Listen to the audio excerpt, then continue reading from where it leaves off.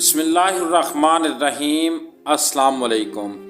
اللہ تعالیٰ سے اس کی شان کے مطابق مانگا کریں۔ بچہ اپنی ماں کے ساتھ دکان میں داخل ہوا۔ دکاندار نے بچے کی طرف دیکھا تو وہ اسے بہت ہی پیارا لگا۔ دکاندار نے ٹافیوں والا ڈبہ اٹھایا اور کھول کر بچے کے سامنے کر دیا۔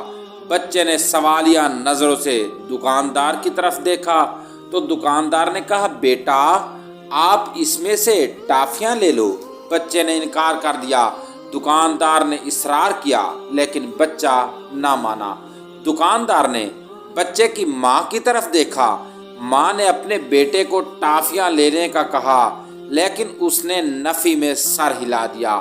اب دکاندار کے ساتھ ساتھ ماں بھی حیران ہو گئی کہ بچہ ٹافیاں کیوں نہیں لے رہا۔ آخر کار دکاندار نے خود ڈبے میں سے مٹھی بھر کے ٹافیاں نکالیں اور ہاتھ بچے کی طرف بڑھایا۔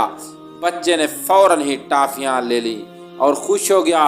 گھر آ کر ماں نے بچے سے پوچھا کہ کیا وجہ تھی کہ تم نے پہلے ٹافیاں نہیں لی، پھر جب دکاندار خود نکال کر دے تو لے لی۔ بچے نے مسکرا کر کہا کہ پہلے دکاندار مجھے ڈبے میں سے ٹافیاں نکالنے کو کہہ رہا تھا اور میری مٹھی میں کم ٹافیاں آتی، لیکن جب دکاندار نے خود مٹھی بھری تو اس کا ہاتھ بڑا ہونے کی وجہ سے ٹافیاں زیادہ آئی تو اس لیے میں نے لے لیں۔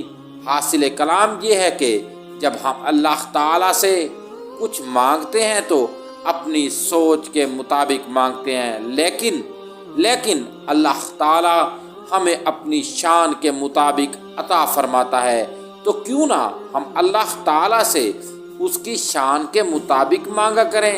اس کے خزانوں میں نہ ہی کوئی کمی ہے اور نہ کبھی کمی آئے گی۔ اللہم صلی علی محمد وعلی آل محمد کما صلیت علی ابراہیم وعلی آل ابراہیم انک حمید مجید۔